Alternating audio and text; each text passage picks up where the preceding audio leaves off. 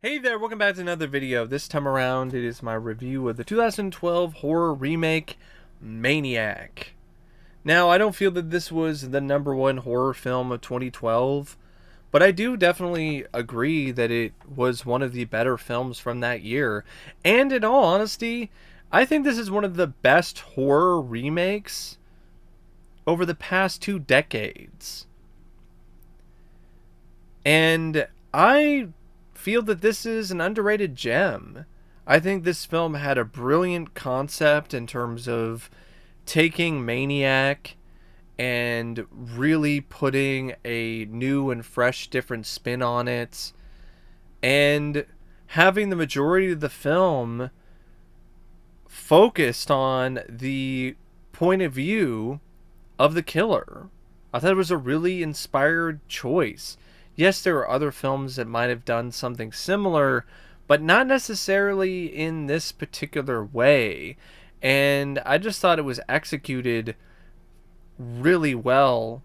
And that's another thing that just makes this film, in my opinion, pretty damn good. And a film that I don't think gets talked about enough when it comes to horror films, let alone horror remakes. Now, Maniac, the 2012 remake, is directed by a guy named Franck Khalfoun. And this is a guy who really doesn't have the best track record when it comes to movies. This is a guy who started out decently with P2, but then afterwards did a lot of stuff that didn't do that well, didn't really do that impressive of a job with those films. And then in the middle of his career, he comes out with Maniac and knocks people's socks off and shows that he's a really talented filmmaker, because it's a very difficult kind of film to pull off for any filmmaker, let alone a guy who, prior to Maniac, had directed films like Wrong Turn at Tahoe, which honestly is a film that I've never seen. I don't know of anyone that has actually seen the film, at least not anyone that I know of. Some action movie with Cuba Gooding Jr. So, yeah, before Maniac, he just did that. He acted in Piranha, the 2010 remake, and then in 2012, he got the opportunity to direct Maniac.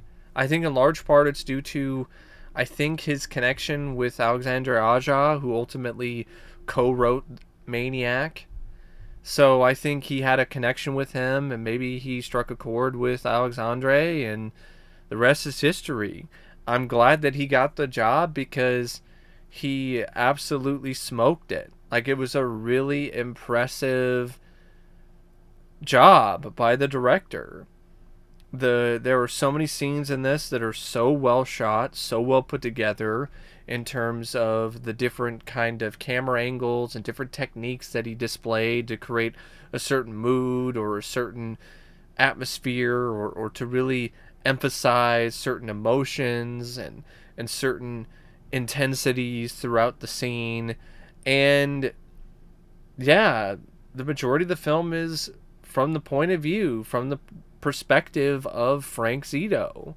And I thought the way that that was handled was really impressive because it was genuinely immersive. The film is not unnerving in the same way as the original, which was more unnerving in a raw and consistently intense, overwhelming fashion at times.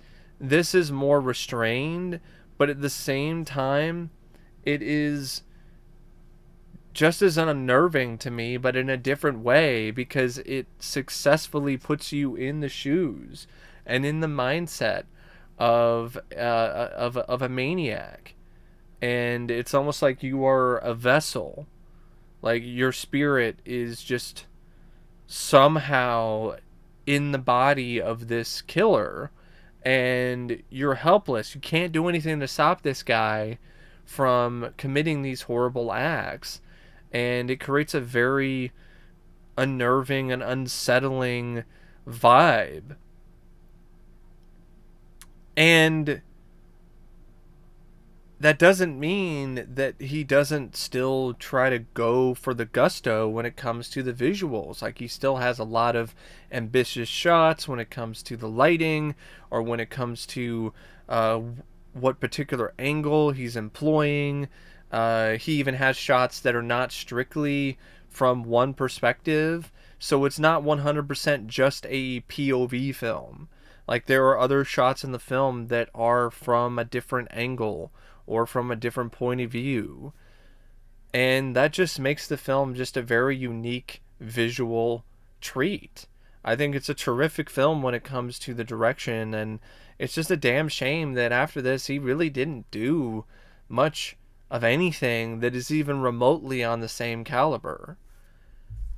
But for this one shining moment, Franck Khalfoun was showing the world that he was a force to be reckoned with.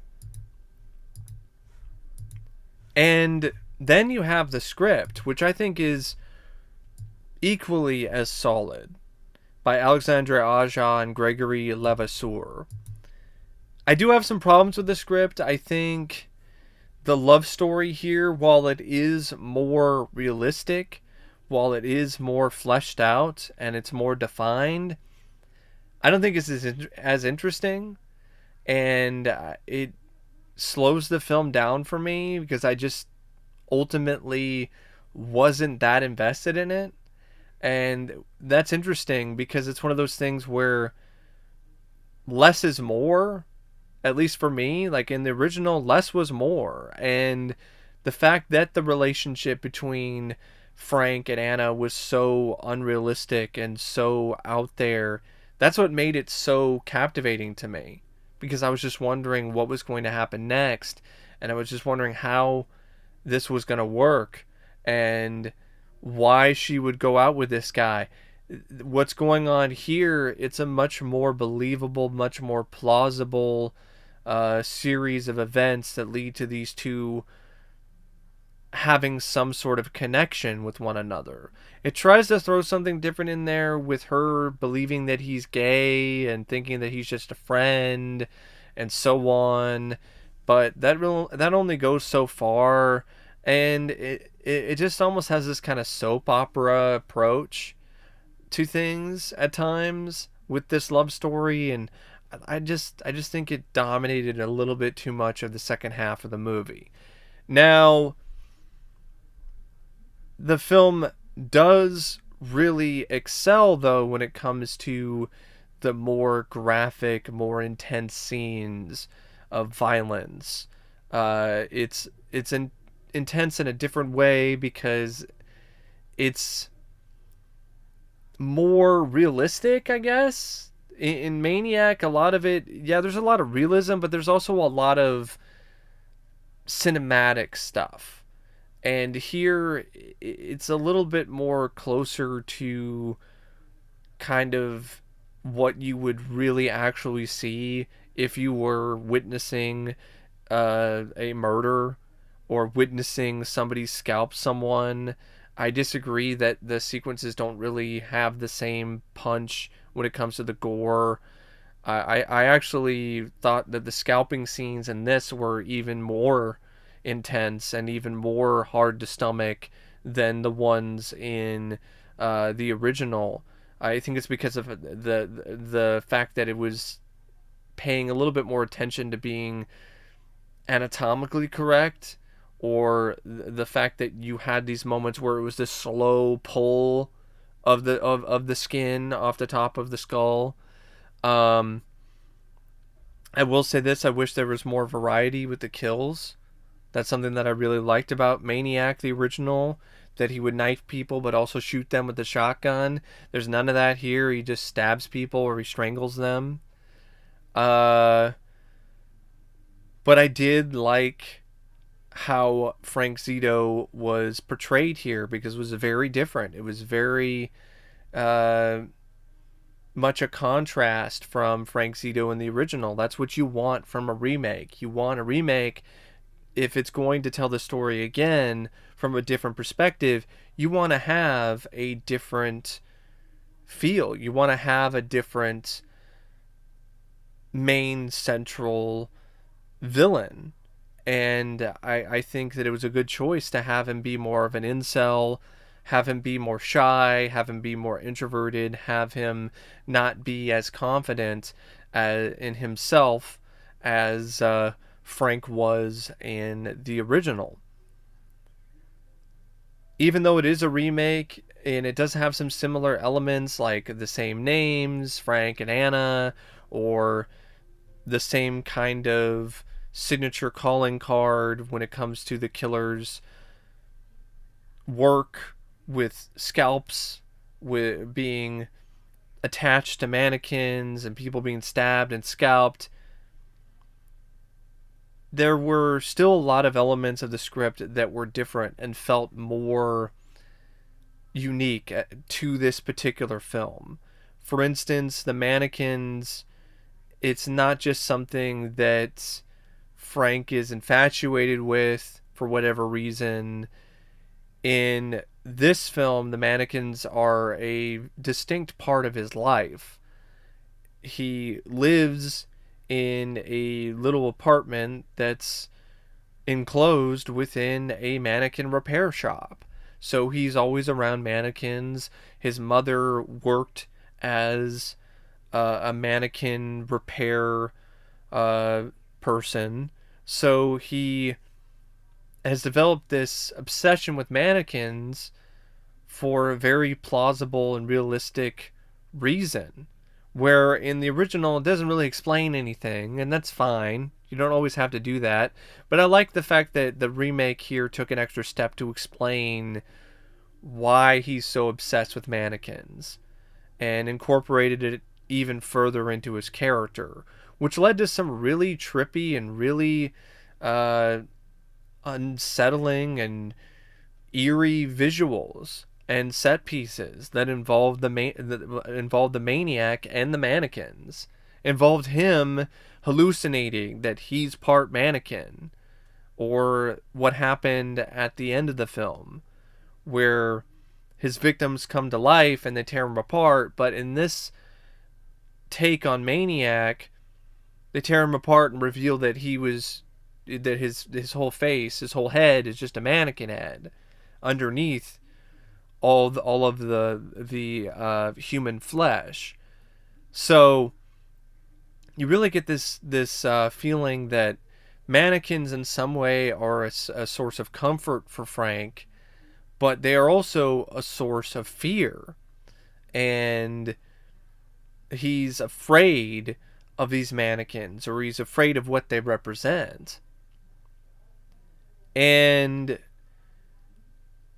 I also really appreciated that the remake, it had its own style when it comes to the different portrayal of characters, when it comes to the setting. It wasn't really in the same kind of vein as the original in terms of where things are taking place. I like the incorporation of what were at the time more modern things like chat rooms and so on.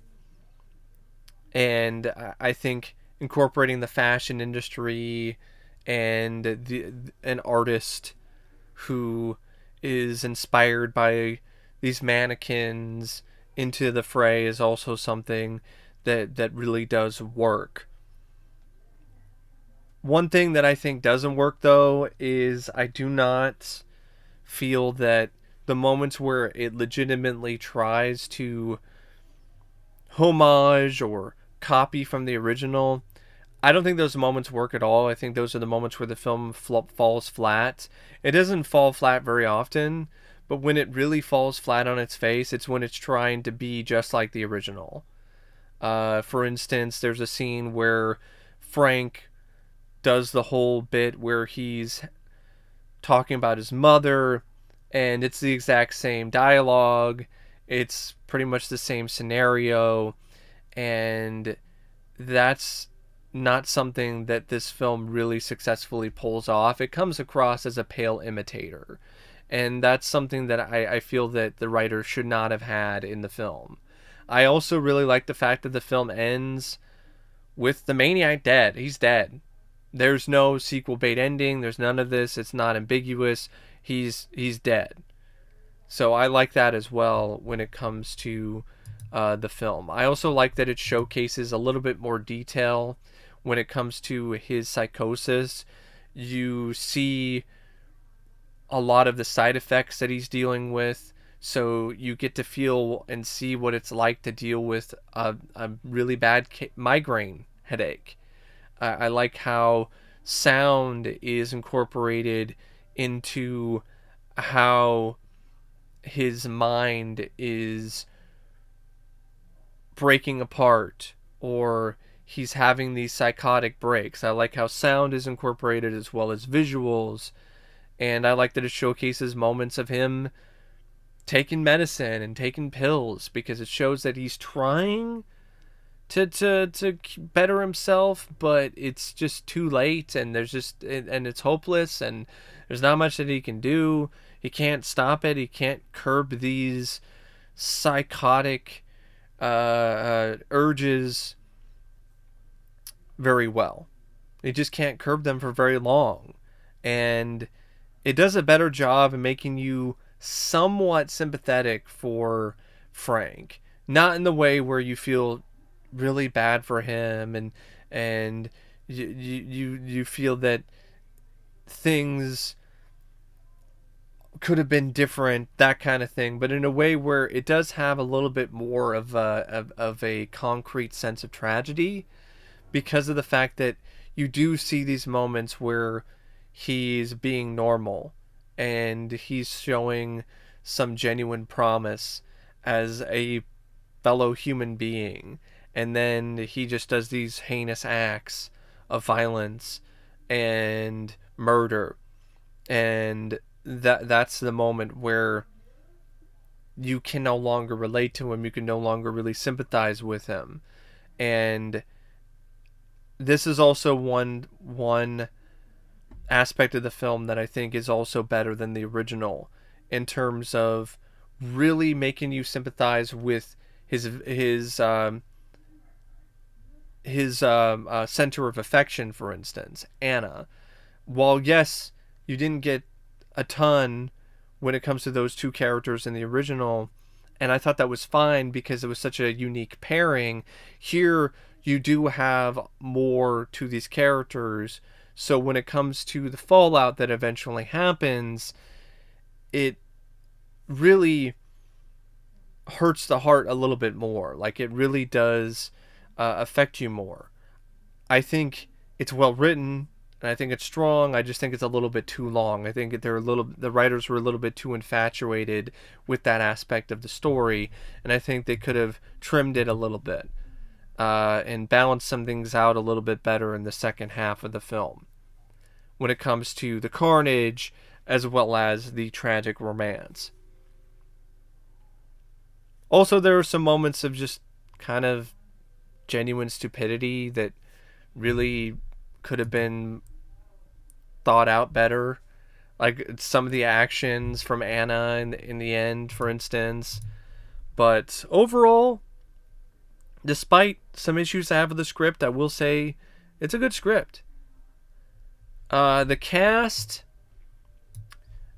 I think it's a great cast. I think Elijah Wood was a inspired casting choice.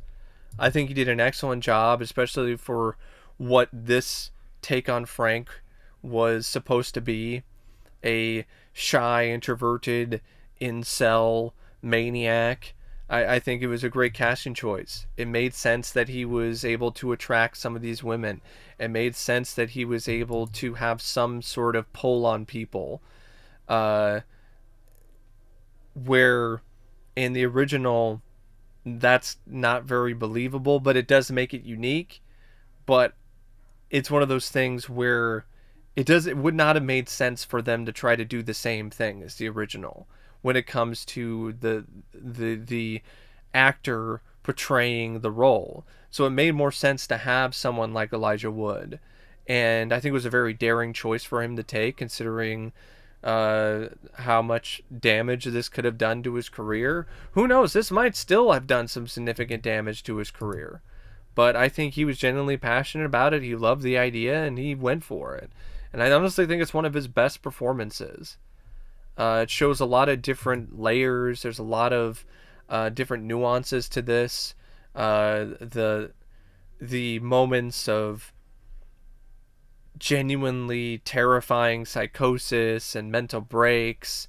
There's just a lot of emotions that he conveys very effectively with this role. And overall, I really did think it was a terrific performance by Elijah Wood. Nora Arnezeder, she plays Anna, and I think she also did a really good job. I thought she had some good chemistry with Elijah Wood in the scenes that they had together. She also shows a lot of variety when it comes to the different kind of emotions that she's effectively showcasing. This role was a little difficult too, and I felt she pulled it off rather well. You also have Jan Broberg, who plays Rita. Liane Balaban is Judy. America Olivio is Franck's mother. And a few other actors and actresses, but really the main focus of the scenes in the film are Franck, played by Elijah Wood, and Anna, played by Nora. Like, there's a few other people, like Morgan Slemp is Jenna, and Megan M. Duffy is Lucy, but other than that, really it's just a two-person show. And much like a play that has a significant focus on only two main cast members, this is something that hinged really strongly upon two people, and they had to carry it. And I think they did. I thought they really did carry this film quite well. Another thing that carried the film well is the cinematography by Maxime Alexandre. Just really stylistic and smart and very art house, and but in a good way, because there are a lot of stuff that you could see photos of in an art gallery.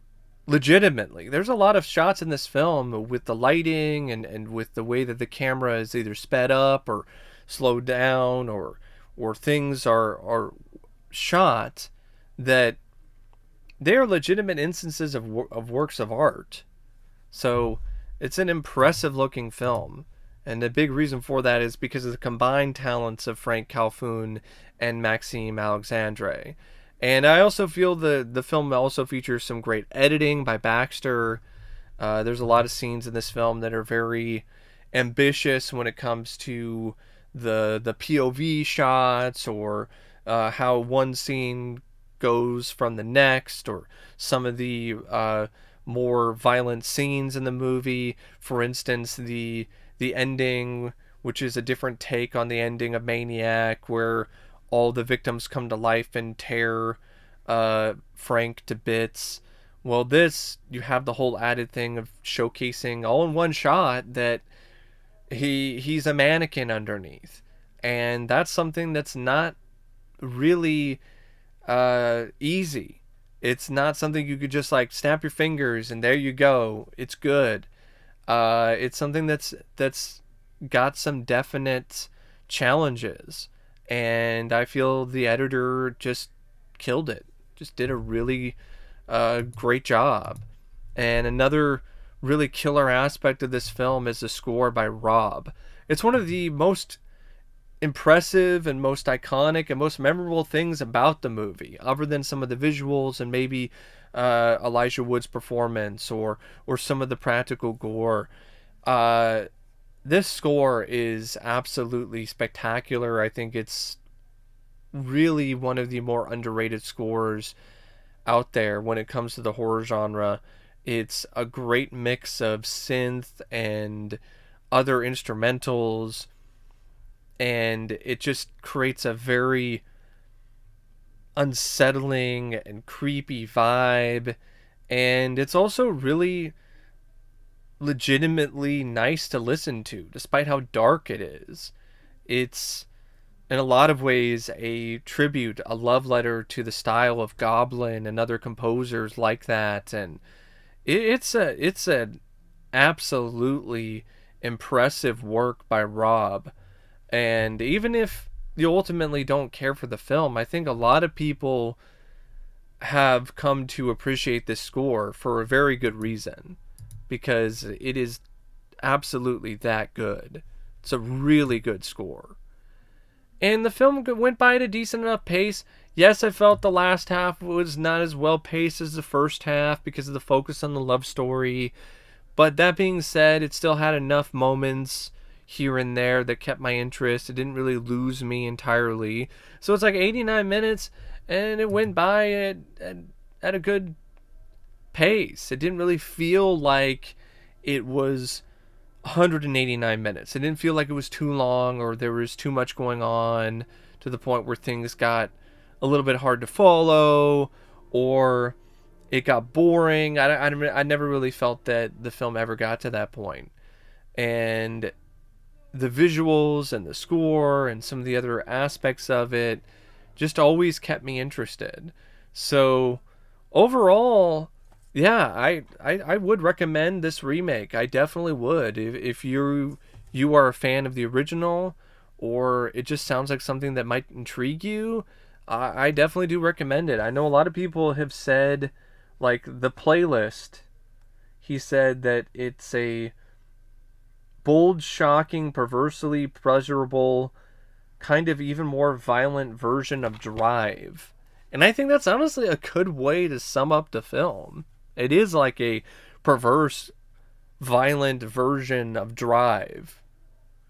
And if you like Drive, I mean, I think there's definitely a place in your playlist for Maniac. But anyway, I don't really have much else to say except thank you for watching this review. And as always, I will see you later. See ya.